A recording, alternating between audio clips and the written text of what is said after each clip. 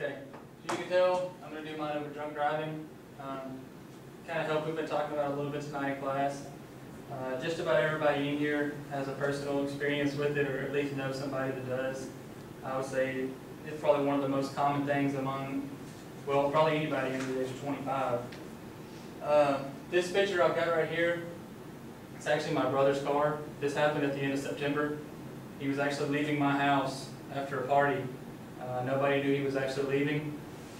Woke up the next day to this in my dad's yard and a pretty disturbing phone call. Needless to say, it was probably the end of my drunk driving. I've done it probably a couple of times over my life, but talk about wake-up calls. Nobody really realizes until something like this happens, kind of how really serious it is. Almost every 90 seconds, a person is injured in a drunk driving crash in the United States. Now, that's probably one of the crazier statistics that I found. I did a lot of my research off of MAD, Mothers Against Drunk Driving, and the CDC, or the Center for Disease Control. MAD was by far probably the biggest one as far as info and stuff like that. But you just go into saying every 90 seconds. I mean, how many minutes of that a day, a year, that somebody's going to be involved in a wreck? And, you know, not everybody's going to be making that stuff like that. These are some of the penalties and fines. First, second, third offense. And these aren't all of it. This is just the main parts of it. You've got minimum jail time, 30 to 100 days, 30 days to a year, and then a minimal of at least 2 years for repeat offenders. You've also got 2,004 and all the way up to 10,000, just depending on the severity.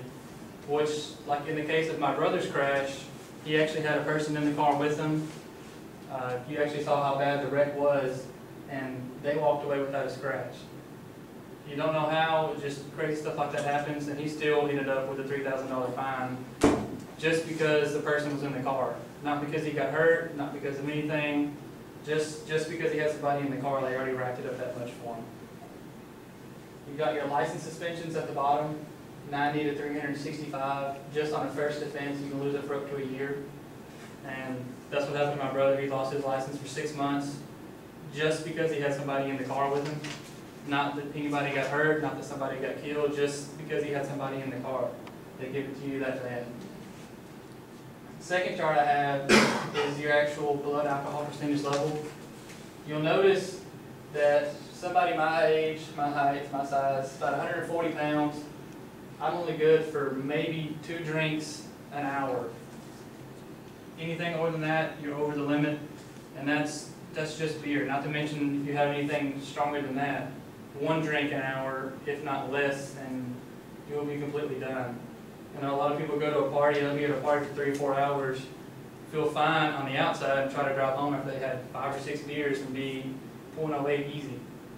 And just because you're not feeling drunk doesn't mean your alcohol content isn't up there past the drunk level. There's a lot of other consequences that don't pertain to just state fines. Insurance companies is another big thing. As far as drunk driving, if you had a crash or if you had a DUI, DWI, you have to file for a certain type of insurance. It's SR22 is what it's called. Some of the fees can be up to $1,000 a year. Not to mention the insurance cost for the vehicle is just a fine you have to pay just to be covered under the insurance. Not to mention how outrageous it is just for them to insure somebody who's had that on their record. Some of the other stuff that the state of Texas, at least, is where I got this information, gives out as far as fines go. Even if you don't have a single drop of alcohol in your body, as long as you have an open container in the car, it's automatic $500. Whether it's from 5 months ago, whether somebody brought it and left it in there last week, no matter what, as long as it's open, it's in your car, $500 just right there. Working in the auto field, we have to do a lot of test drives for our vehicles. We're really hard pressed to hire anybody that's had a DWI on their record because we can't insure through our insurance them to take test drives in a car to diagnose any noises that a customer might hear.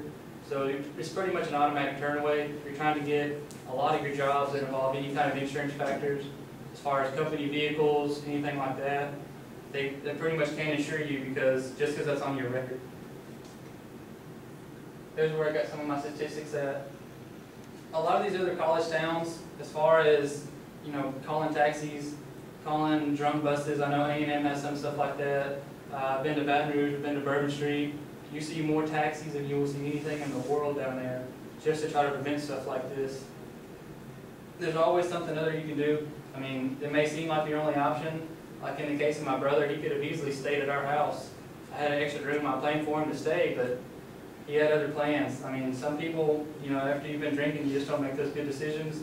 You try to drive home and, well, in this case, you might wake up to that the next day.